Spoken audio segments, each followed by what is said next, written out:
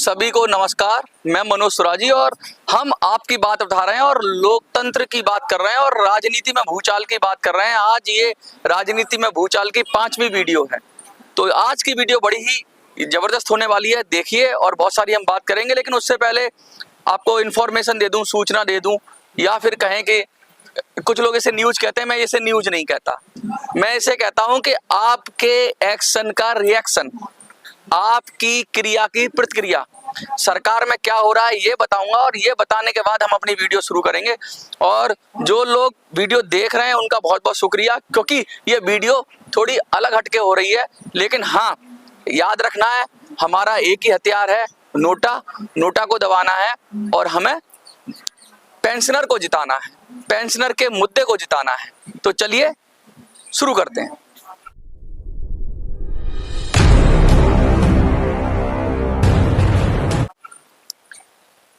अब तक पिछले 10 साल से, मैं किसी आंदोलन पे वो सवाल नहीं उठा रहा हूं, पिछले 10 साल से पेंशन रूपी फोड़ा, पेंशन के विरोध का जो फोड़ा सरकार के दिमाग में हो गया था, उस फोड़े के इलाज करने के लिए, उस फोड़े को हटाने के लिए सरकार के दिमाग में एक फोड़ा हो गया। फोड़ा कह लीजिए या अल्सर कह लीजिए या क्या कह लीजिए, दिमाग ट्यूमर, एक ट्यूमर हो गया था सरकार के दिमाग में। और उस सरकार के दिमाग में ट्यूमर क्या हो गया कि पेंशन विरोध का ट्यूमर, कि पेंशनर्स को उनका हक और अधिकार नहीं देना है। तो उस पेंशन के फोड़े का इलाज करने के लिए जो हमारे नेता थे पिछले 10 साल से, वो कौन सी गोली दे रहे थे सरकार को? मीठी गोली, चूरन वाली गोली, वो गोली दे रहे थे। और उस गोली से सरकार को कुछ हो नहीं रहा था। सरकार से रो रहे थे, गिड़गिड़ा रहे थे, सरकार को लेटर लिख रहे थे, लेकिन सरकार को उस मीठी गोली से सरकार के ट्यूमर का इलाज नहीं हो रहा था। तो फिर क्या किया जाए? तो हमने और आपने तय किया कि भाई मीठी दवाई से इलाज नहीं होता, इसलिए दवाई दो कड़वी। तो जब हमने आपने तय किया तो कड़वी दवाई दी, 11 लाख की चेतावनी। तो कड़वी दवाई थी, लेकिन सरकार का फोड़ा तीसरी स्टेज को पार कर चुका है। ये जो ट्यूमर है ये कैंसर में बदल चुका है, ये तीसरी स्टेज को पार कर चुका है। तो उसकी जो कड़वी दवाई है उससे भी थोड़ा बहुत आराम तो मिला, लेकिन सरकार का फोड़ा, पेंशन विरोध का फोड़ा, ईपीएस 95 के विरोध का फोड़ा ठीक नहीं हुआ। अब क्या किया जाए? तो अब हमने सोचा है कि इस फोड़े का इलाज अब कड़वी दवाई से नहीं होगा, इसको इंजेक्शन लगाना पड़ेगा। और इंजेक्शन क्या है? इंजेक्शन है नोटा। और हरियाणा के चुनाव में हम सरकार को ऐसा इंजेक्शन लगाएंगे कि सरकार का ये फोड़ा ठीक हो जाए। और अगर इंजेक्शन से भी काम ना बना तो महाराष्ट्र के चुनाव में इसका चीड़ फाड़ करके ऑपरेशन ही कर देंगे और फोड़े को निकाल के बाहर फेंक देंगे। मोटी मोटी बात समझ में आ गई? ये जो पेंशनर के नेता है ना, ये फिर ले आते हैं, नई खबर ले आते हैं। अब श्रम मंत्री मीटिंग कर रहे हैं, श्रम मंत्रालय से खबर आ रही है। वो खबर इनके आंदोलन की वजह से नहीं आ रही है, वो खबर थोड़ी बहुत आ भी रही है तो इसलिए आ रही है कि आपने 11 लाख की चेतावनी दी, पीएमओ को लेटरों से पाट दिया, इसलिए खबर आ रही है। इनके आंदोलन से खबर आ रही होती ना तो पिछले 10 साल से मीटिंग कर रहे हैं, मोदी जी से भी मीटिंग कराए, कुछ नहीं हुआ। तो इनकी वजह से कुछ नहीं हो रहा है। ये जो पेंशनर खुद लड़ने लगा ना अपनी लड़ाई, उसकी वजह से हो रहा है। जो आप खड़े हो गए, मसीहा की वजह से नहीं हो रहा, आप खुद अपनी लड़ाई लड़ रहे हो, उस वजह से हो रहा है। और सरकार डरी हुई तो है, इसमें तो कोई शक नहीं, सरकार डरी हुई है। इसीलिए हरियाणा चुनाव में मैं बार बार कहता हूं कि आपको कमजोर नहीं पड़ना है, आपको इन मीठी गोलियों के चक्कर में नहीं आना, इन नेताओं की बात में, इन यूट्यूबर्स की बात में नहीं आना कि सरकार कुछ कर रही है, करे या ना करे, इंजेक्शन तो लगेगा। और नोटा का इंजेक्शन हरियाणा के चुनाव में लगेगा और पूरी ताकत, पूरी शिद्दत से लगेगा। और इंजेक्शन से भी काम नहीं बना, वैसे तो मुझे लगता है इंजेक्शन से काम बन जाएगा, क्योंकि जब कड़वी दवाई दी थी 11 लाख की चेतावनी तो सरकार के तोते उड़ गए थे। उसके बाद अब जो इंजेक्शन लग रहा है तो सरकार फटाफट मीटिंगों पे मीटिंगें करे जा रही है, लेकिन इन मीटिंगों से बंदरों की तरह एक पेड़ से दूसरे पेड़ पे छलांग लगाने से कुछ नहीं होगा। हम भ्रम में नहीं आएंगे, हम तो इंजेक्शन लगा के मानेंगे, हम तो नोटा दबा के मानेंगे। और उस नोटा को दबाने के बाद भी अगर हमारा काम नहीं बना तो फिर हम सीधा सीधा ऑपरेशन कर देंगे महाराष्ट्र में। यानी ऑपरेशन बताऊंगा क्या ऑपरेशन है, अभी तो नोटा की बात करेंगे, लेकिन इन सबसे पहले हम डेमोक्रेसी पे बात करेंगे। देखिए वीडियो चल रही है, राजनीति में भूचाल की बात कर रहे हैं, तो हमने डेमोक्रेसी की बात करेंगे और कैसे हमारे वोट को चेंज कर दिया जाता है, कैसे हमारे वोट में असर डाल दिया जाता है, हम उसकी बात करेंगे। दुनिया में 2 तरह का लोकतंत्र होता है, डेमोक्रेसी। एक होती है डायरेक्ट डेमोक्रेसी और एक होती है इनडायरेक्ट डेमोक्रेसी। डायरेक्ट डेमोक्रेसी में जनता सीधा निर्णय लेती है, जैसे 10,000 20,000 आदमी ने कुछ लिख के दे दिया तो वो कानून बन जाएगा। और इनडायरेक्ट डेमोक्रेसी के अंदर जनता अपने प्रतिनिधि के जरिए नियम या कानून बनाती है। जैसे भारत में इनडायरेक्ट डेमोक्रेसी है। भारत में क्या है कि जनता, बहुत सारी जनता अपना प्रतिनिधि चुनती है चुनाव के जरिए, और वो प्रतिनिधि कानून बनाता है, यानी वो प्रतिनिधि आपकी नियम कायदे बनाता है, यानी हम इनडायरेक्ट डेमोक्रेसी में रहते हैं। लेकिन डायरेक्ट डेमोक्रेसी, इनडायरेक्ट डेमोक्रेसी, इनको समझना, इनके गुण और दोष समझना, ये मैं इस विषय पे बात करूंगा। सबसे पहले मैं बात करूंगा इनडायरेक्ट डेमोक्रेसी की, जो हमारे देश में डेमोक्रेसी है। इसका नुकसान और फायदा बताऊंगा। इसका नुकसान तो ये है कि जनता के हाथ से पावर छिन के नेताओं के हाथ में चली जाती है, क्योंकि जनता फिर कुछ कर नहीं सकती। जो नेता संसद में बैठा है वही काम करेगा। उसने वोट देने की पावर जनता के हाथ में है, और निर्णय करने की पावर उसके प्रतिनिधि के हाथ में है। तो इसलिए इसमें एक कमजोरी तो है कि निर्णय जनता से छिन जाता है, डायरेक्ट इसमें भागीदारी नहीं होती। लेकिन क्या होता है कि जब इसका फायदा मैं बता दूं इनडायरेक्ट डेमोक्रेसी का, देखिए बहुत सारे लोग हैं, अलग अलग मत हैं, अलग अलग चीजें हैं, तो निर्णय लेने में बड़ा टाइम लगेगा। सपोज करिए हमारे देश पर आक्रमण हो जाए या हमारे देश पर कोई विपदा आ जाए और निर्णय लेना हो, तो इतने सारे लोगों को बिठाएंगे तो उसमें समय लगेगा। लेकिन अगर कुछ लोगों को बिठा लें जो नुमाइंदे हैं, तो वो फटाफट शायद सहमत भी हो सकते हैं या कोई योजना बना सकते हैं। कोई जितने ज्यादा लोग होंगे उतना समय लगेगा कोई योजना को बनाने में। तो जब डिफेंस की बात होगी, जब रक्षा की बात होगी, तो इनडायरेक्ट डेमोक्रेसी बेहतर होगी। लेकिन इनडायरेक्ट डेमोक्रेसी बेहतर कहाँ नहीं होती है, जब विकास की बात होती है। सपोज करिए अब हमें एक क्षेत्र का विकास करना है, और क्षेत्र में अलग अलग तरह की आबादी रहती है, तो कोई आदमी आ गया, उसने फटाफट निर्णय ले लिया। दिल्ली में बैठी हुई सरकार ये नहीं जानती कि गांव देहात में क्या जरूरत है, वो तो दिल्ली में बैठ के योजना बनाते हैं एयर कंडीशनर में। इसका मतलब क्या है कि इनडायरेक्ट डेमोक्रेसी वहां बेहतर है जब डेवलपमेंट की बात करें। तो डेवलपमेंट का मतलब ये है कि सब लोगों की राय ली जाए, सब लोगों का उसमें पार्टिसिपेशन हो, स्वराज की बात हो, और सब लोगों की भागीदारी हो, और सबकी सहमति बनाकर, मोस्ट ऑफ दी मतलब ज्यादा से ज्यादा लोगों की सहमति बनाकर तब निर्णय लिया जाए। और इसमें देर लगती है। ये नहीं कि फटाफट कोई आदमी आया, सुबह एक बिल्डिंग बना दी। वो देखता है किसका घर जा रहा है, किसका घर उस बिल्डिंग में आ रहा है, किसकी जमीन आ रही है। सब पक्षों से बात करके उनको उचित तरीके से मनाकर, या जैसे भी उनको सेटिस्फाइड करके, उनको आपस में मिलाकर, और फिर सबकी राय के साथ जो चलता है वो लोकतंत्र है, वो होती है इनडायरेक्ट डेमोक्रेसी। इनडायरेक्ट डेमोक्रेसी सीधी शॉर्ट टर्म में बोलूं तो इनडायरेक्ट डेमोक्रेसी हमारे को अधिकार देती है जनता को सीधा। कुछ देशों में ऐसे है कि जनता लिख के दे देगी, 1000 2000 आदमी लिख के दे देंगे तो वो कानून बन जाएगा। हमारे देश में 1 करोड़ भी आदमी कुछ चीज लिख के दे दें, पेंशनर अगर 10 कितने पेंशनर हैं, 95 लाख तो 85 लाख तो है ही। अगर 85 लाख अगर किसी और देश में होते जहाँ डायरेक्ट डेमोक्रेसी, अगर वो लिख के दे देते कि हमें पेंशन चाहिए, तो संसद की औकात नहीं थी कि वो उसे रोक देती, अगर डायरेक्ट डेमोक्रेसी होती।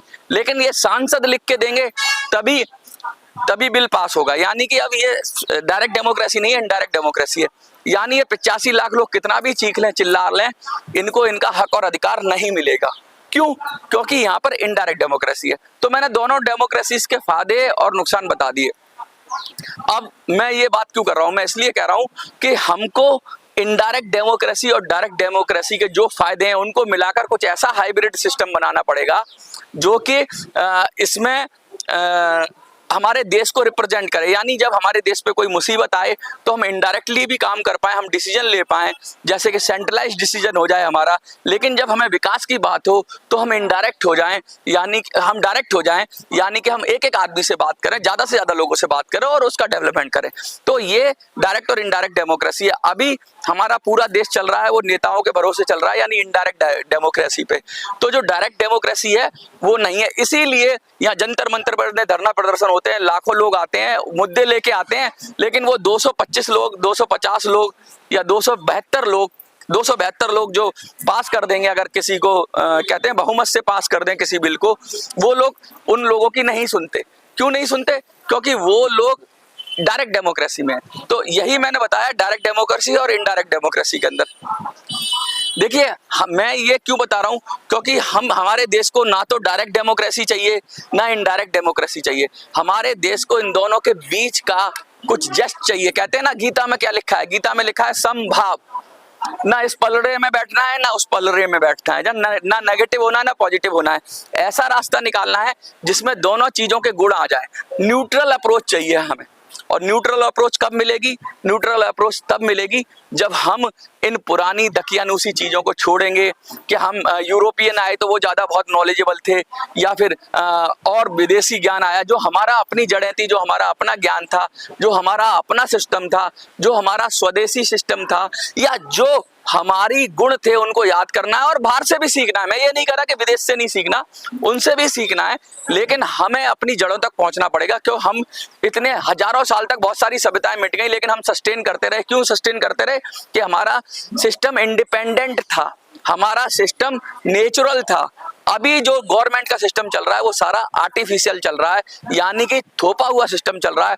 आपको पुलिस के पास जाते हो तो आपका काम नहीं होता, आप कोर्ट में चक्कर लगाते हो तो आपका काम नहीं होता, आप सरकारी बाबू के पास जाते हो तो आपका काम नहीं होता, आप लाखों की संख्या में पेंशन मांगते हो तो आपका काम नहीं होता। क्यों नहीं होता भाई?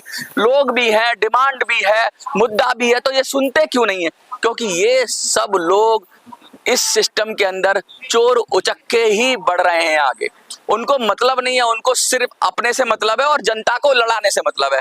हिंदू मुसलमान कराओ, दलित ब्राह्मण कराओ, या ओबीसी कराओ, या आदिवासी कराओ, या कुछ भी कराओ, जो बेमतलब के मुद्दे उसमें उलझाओ और अपना उल्लू सीधा करो। तो इसको हमें बदलना पड़ेगा। और इसको बदलेगा कौन?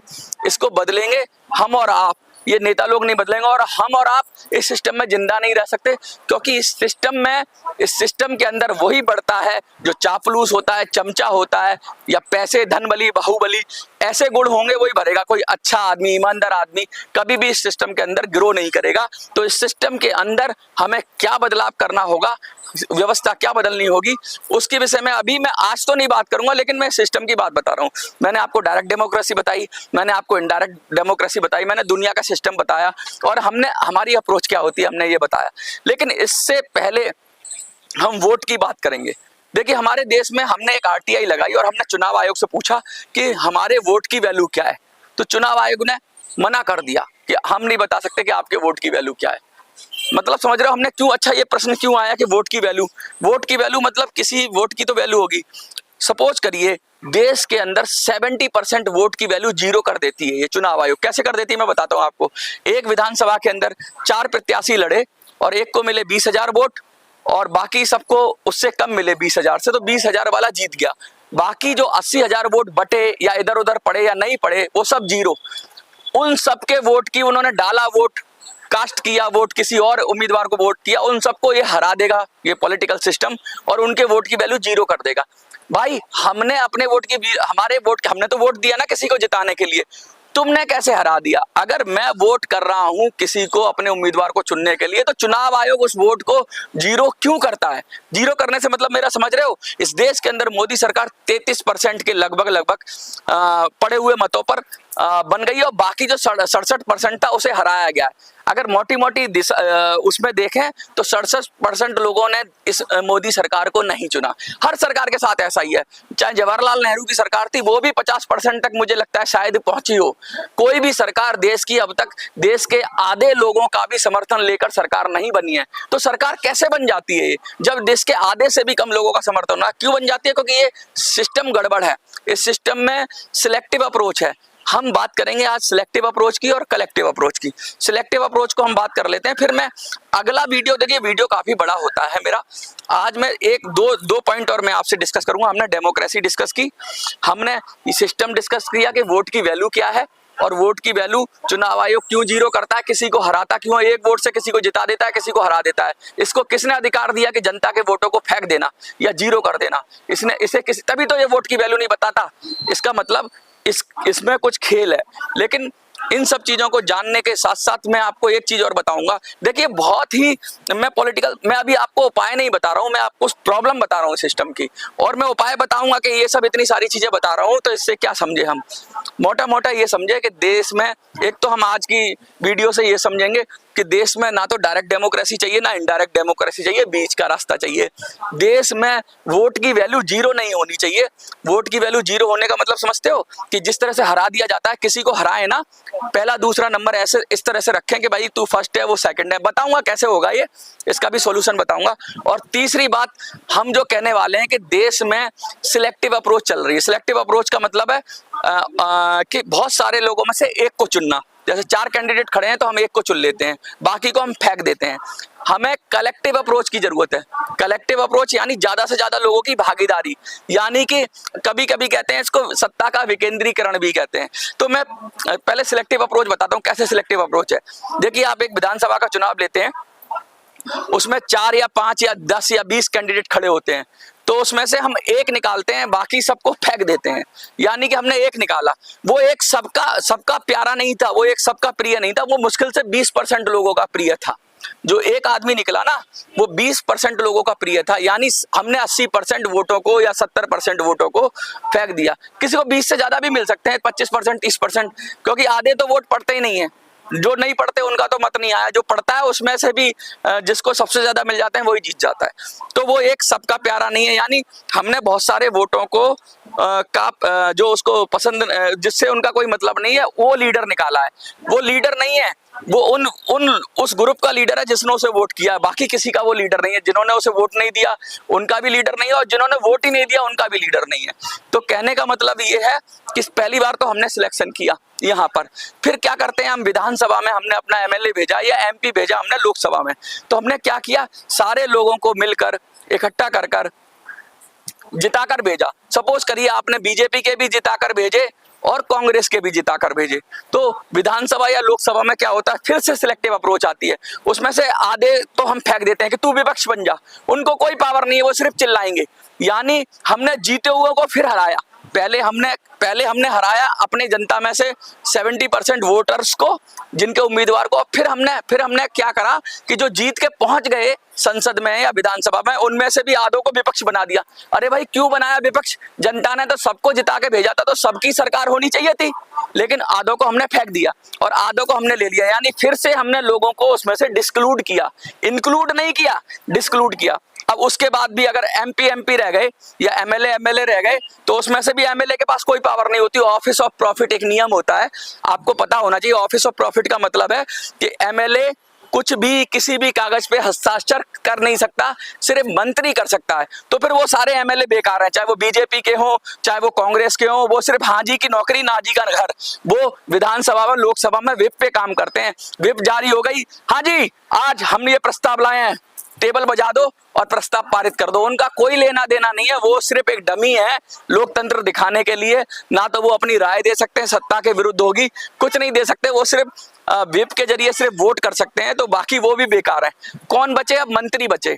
यानी कि हमने फिर डिस्क्लूड कर दिया, और डिस्क्लूड करने के बाद उनकी भी राय फेंक दी हमने, और 2, 4, 5 मंत्री जो रह जाते हैं उनकी पावर रह जाती है। और मंत्री को कौन करता है? मंत्री के ऊपर बैठा दिया हमने प्रधानमंत्री। मंत्री की कोई हैसियत नहीं। अगर प्रधानमंत्री ने मना कर दिया ना, प्रधानमंत्री बैठेगा तो प्रधानमंत्री की राय से देश चलेगा। और प्रधानमंत्री किस पे चलता है? प्रधानमंत्री चलता है जो उसकी पार्टी को फंड करता है, जो उसको पैसा करता है। तो देश इनडायरेक्टली पैसे वालों पे, उद्योगपतियों पर इस व्यवस्था में चल रहा है, क्योंकि हम फेंकते जा रहे हैं। पहले हमने वोटर फेंका, फिर हमने जीते हुए कैंडिडेट फेंके, फिर हमने जो जीती हुई पार्टी के एमएलए एमपीस को डाउन किया, उसके बाद हमने मिनिस्टर को डाउन किया, और उसके हमने प्राइम मिनिस्टर रखा। प्राइम मिनिस्टर उन पर रहता है जो उनकी पार्टी को फंड करते हैं, चंदा करते हैं, उनकी वजह से पॉलिसी बनती है। इसीलिए इस देश की जनता की नहीं सुनी जाती, इसीलिए इस देश की जनता के हक और अधिकार की बात नहीं होती। असली प्रॉब्लम ये है सिलेक्टिव अप्रोच। कलेक्टिव अप्रोच क्या होती? कलेक्टिव अप्रोच ये होती कि भाई हम किसी को फेंकते ना, जो भी अच्छे वोट पाता उसको हम सिस्टम में इंक्लूड करते। इसी तरीके से हम पक्ष और विपक्ष ना बनाते, हम सबको थोड़ा थोड़ा हक और अधिकार देते। और पक्ष और विपक्ष का सिस्टम ही नहीं होता, अलग अलग पक्ष होते और वो सब मिलकर पूरे देश को चलाते। इसी तरह संसद में होता, और एक प्रधानमंत्री सुप्रीम नहीं होता, क्योंकि वो भी तो एक एमपी है। सबकी भागीदारी होती, बस काम बटे होते। वो उसके काम में टांग नहीं अड़ाता, वो उसके काम में नहीं टांग अड़ाता। तो होता सच्चा लोकतंत्र। अभी ये जो लोकतंत्र के नाम पे चल रहा है ये राजतंत्र चल रहा है, क्योंकि हम इसमें से राजा ही निकाल रहे हैं। प्रधानमंत्री एक निकालना यानी राजा निकालना, और ज्यादा निकालना यानी नौकर निकालना, अब नौकर या सेवक निकालना।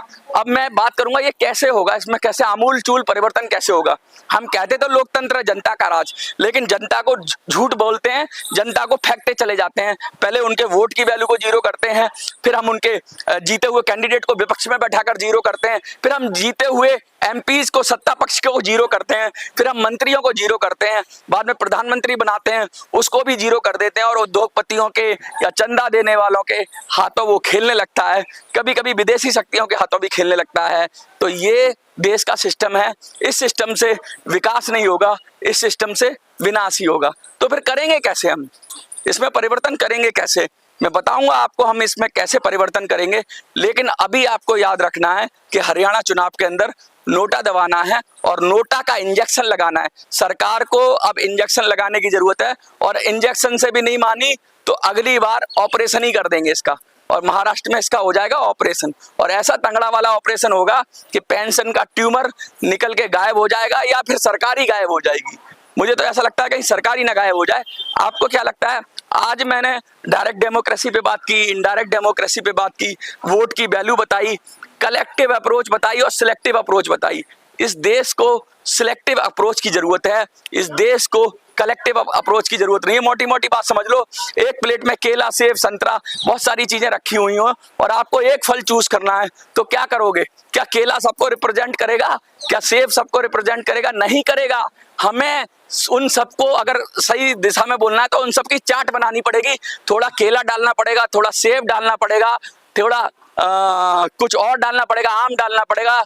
तो इस देश को चाट की जरूरत है, केला, सेब, संतरा इनकी जरूरत नहीं है। इस देश को कलेक्टिव लीडरशिप की जरूरत है। इस देश को हीरो नहीं चाहिए, इस देश को बहुत सारे छोटे छोटे हीरो चाहिए, और सब मिलकर देश चलाएं, क्योंकि सबका देश है, और जब सब चलाएंगे तभी देश का कल्याण होगा। हम हमेशा एक को चलाने देते हैं, इसलिए वो मनमानी करता है। कभी नागनाथ आता है, कभी सांपनाथ आता है, कभी इस पार्टी का आ जाता है, कभी उस पार्टी आ जाता है। अरे सबकी सरकार कब बनेगी? ऐसा था जब आजादी शुरू में आजादी थी, तो शायद मुझे लगता है देश की सरकार काफी हद तक थी, क्योंकि नेहरू जी की गवर्नमेंट में आपको समझ लो श्यामा प्रसाद मुखर्जी भी थे, डॉक्टर बाबा साहब भीमराव अंबेडकर भी थे।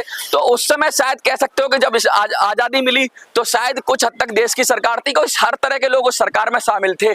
ऐसा नहीं था कि इसी पार्टी के ही मिनिस्टर बनेंगे, उस पार्टी के नहीं बनेंगे। लेकिन वो सब खो गया, क्योंकि ये लोग सेल्फिश होते चले गए, ये पार्टी में बनते चले गए। अब ये देश भी टुकड़ों में बांट देंगे।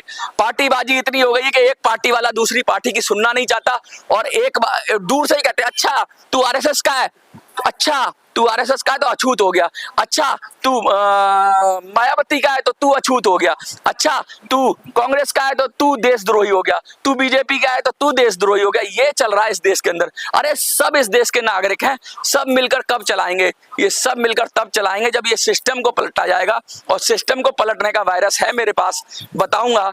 देखते रहिए मिनी संसद। जय हिंद, जय भारत।